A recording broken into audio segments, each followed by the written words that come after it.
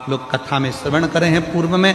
हनुमान गतिमान रतिमान मतिमान वर्तिमान, ऐसे हनुमान जी के कई भाई हुए, कई भाई हनुमान जी के हुए। और हमने पहले भी कहा है, जिसकी फैक्ट्री ना चलती हो, बहुत दुकान ना चलती हो, तो हनुमान जी के पाँव का थोड़ा सा सिंदूर लेकर यदि उस सिंदूर को किसी भी फैक्ट्री या दुकान में हनुमान जी के छोटे भाई गतिमान के नाम से अगर एक बिंदी भी सिंदूर की रख दी जाती है, तो वो दुकान और फैक्ट्री भी झड़के से चलना प्रारंभ हो जाती है। गतिमान हनुमान जी के छोटे भाई, एक हनुमान जी के छोटे भाई हैं मतिमान। जब व्यक्ति डिप्रेशन में जाता है, एकाग्र चित्त नहीं रह पाता है, पढ़ने बैठता है पर एकदम मन नहीं लग पाता है, तो मतिमान का स्मरण किया जाता है। हनुमान जी के तीसरे नंबर के भाई का मतिमान। और कहते हैं एक दुर्वा यदि मतिमान के नाम से शंकर भगवान की शिवलिंग पर चढ़ा दी जाए और उसी दुर्वा को वापिस लेकर आया जाए, अंधेरा होने से पहले, सूर्य अस्त होने के पहले, शाम के प्रदोष के पहले यदि उस दुर्वा को उस व्यक्ति को चबा चबा कर खिला दो, तो डिप्रेस हो रहा है, डिप्रेशन में है, चिंता में है, टेंशन में है और उसका विवेक काम नहीं कर रहा, बुद्धि स्थिर नहीं हो पा रही है या पढ़ने में मन नहीं लग पा रहा है, तो उसको आप एक दुर्वा मतिमान, हनुमान जी के तीसरे नंबर के भाई मतिमान के नाम से अगर खिला देते हैं, तो उसकी बुद्धि केंद्रित होना प्रारंभ हो जाती है और वो डिप्रेस से हटना प्रारंभ हो जाता है, मन स्थिर होने लगता है। मतिमान।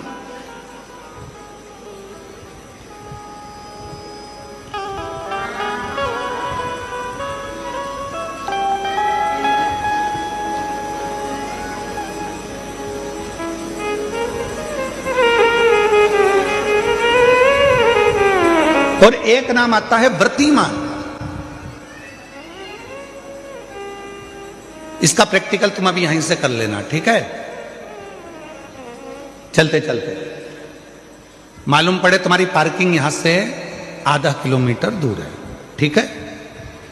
अरे बोलो तो जम के। आधा किलोमीटर दूर तुम्हारी पार्किंग है और तुम्हारी उम्र लगभग बहुत हो गई। मालूम पड़े तुम थोड़े वृद्ध हो गए हो और तुम्हारा घुटना दुख रहा है, तुम्हारी कमर दुख रही है, चलते चलते बड़ी मुश्किल से तुम कथा स्थल तक पहुंचे हो। अब मन में आ रहा है कि मुझे वापस पार्किंग तक जाना है, कैसे जाऊंगी, पाँव तो दुख रहा है। तो एक काम आज चलते चलते करना कि कहीं सीवर वाला महाराज झूठ तो नहीं बोल रहा है, तो प्रैक्टिकल करके जाना। क्या करोगे? यहां से जाते समय आप जब जा रहे हो और आपके शरीर का कोई अंग जब दुख रहा है, तो श्री शिवाय नमस्तुभ्यम कहकर श्री व्रतिमान हनुमान का स्मरण करो। किसका स्मरण करना है? जम के बोलो, व्रतिमान हनुमान। व्रतिमान हनुमान का स्मरण करके कहीं पर भी बैठकर अपने पांव की छोटी वाली जो उंगली है उसको जम के दबाना और दबाने के बाद चल देना। जिस जगह पर भी दर्द हो रहा होगा, मेरा बाबा आपको मंजिल तक पहुंचाएगा, दर्द होने नहीं देगा। कल नहीं करना, प्रैक्टिकल आज ही करना। काल करे सो आज कर।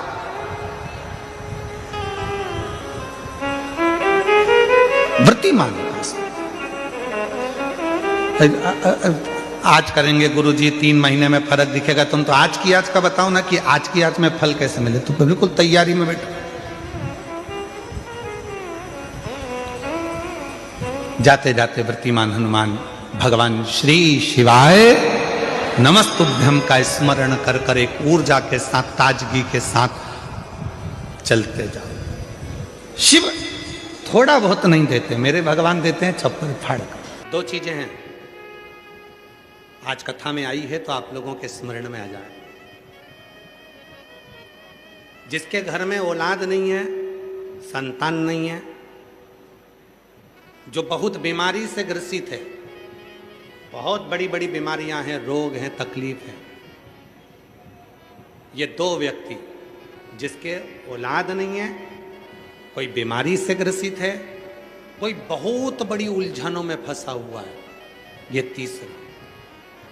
ऐसे व्यक्ति को जब शिव के मंदिर में जल चढ़ाने जाते हैं तो नंदी के सीधे कान में जल चढ़ाने से पहले अपने मन की बात नमः शिवाय, ओम नमः शिवाय, श्री शिवाय नमस्तुभ्यम कहकर अपने मन की बात नंदी के कान में कहकर फिर शिव जी को जल चढ़ाना चाहिए।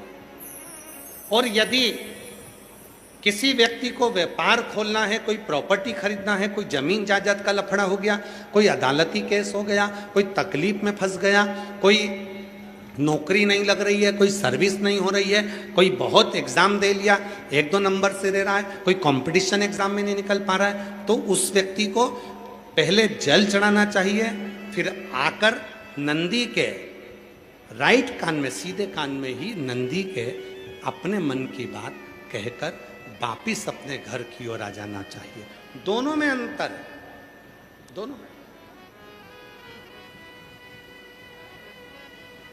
जैसे किसी नारी के गर्भाशय में अगर गठान हो जाती है, शरीर में किसी भी स्थान पर गांठ हो गई, कहीं चेस्ट पर गांठ हो गई, छाती में गांठ हो गई, उदर में हो गई, बच्चादानी में गांठ हो गई, या किसी पुरुष के किसी शरीर में गांठ हो गई, तो उसको क्या करना चाहिए?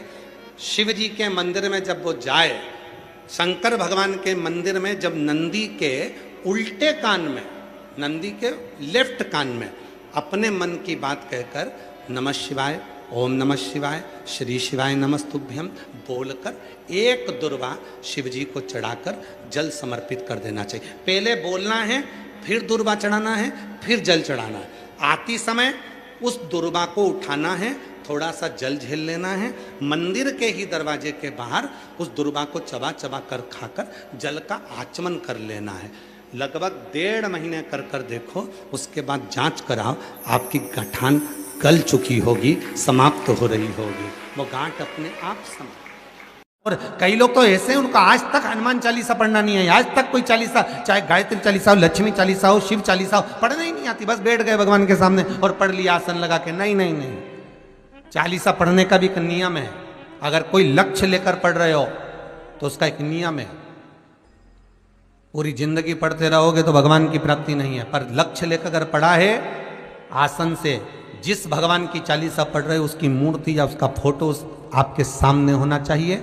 एक घी का दिया, अगर हनुमान चालीसा पढ़ रहे हो तो या तो घी का दिया जलाओ, वो भी गाय के घी का हो, भैंस के घी का मत जलाना, हनुमान जी कभी प्रकट नहीं होंगे भैंस के घी से। घी का दिया लगाइए अगर चालीसा का पाठ कर रहे हो हनुमान जी का। और बहुत ज्यादा संकट है, बहुत ज्यादा परेशानी है, तो हनुमान चालीसा का पाठ करो तो तिल्ली के तेल का दिया लगाओ, काली तिल के तेल का दिया, तिल का तेल का दिया हनुमान जी के सामने आसन बिछाकर। बहुत तकलीफ है तो 3 पाठ प्रतिदिन करो, और एक आसन से जितने समय 9 बजे अगर आप बैठते हो पाठ करने तो 9 बजे ही बैठना है। 11 दिन तक प्रतिदिन 3 पाठ रोज करो।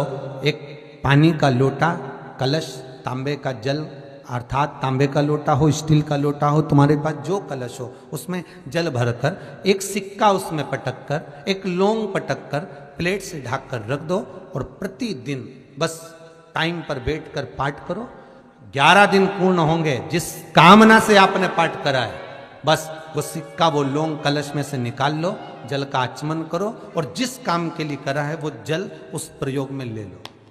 उस प्रयोग, किसी से बात करने जाना है तो वो जल पी कर जाइए, कोई से हाथ मिलाना है तो वो सिक्का, वो लौंग अपने हाथ में रखिए, अपने साथ में देरी हो रही हो, या कोई नया कार्य चालू कर रहे हो उसमें देरी हो रही हो, या कोई सर्विस के लिए, नौकरी के लिए जा रहे हो और वो कार्य नहीं हो रहा हो, तो एक धतूरा, केवल एक धतूरा, उस धतूरे को फोड़कर उसके अंदर का फल निकालकर उस फल को शिवलिंग पर चढ़ाकर 1 लोटा जल शंकर भगवान को समर्पित कर, दिन होना चाहिए मंगलवार। कौन सा दिन होना चाहिए? जम के बोलो जरा, मंगलवार। समर्पित करो, उसके बाद में आप विवाह के लिए अगर समर्पित करे हैं तो विवाह में देरी नहीं होगी, व्यवसाय और व्यापार के लिए या नौकरी के लिए समर्पित करे हैं तो उसमें देरी होगी।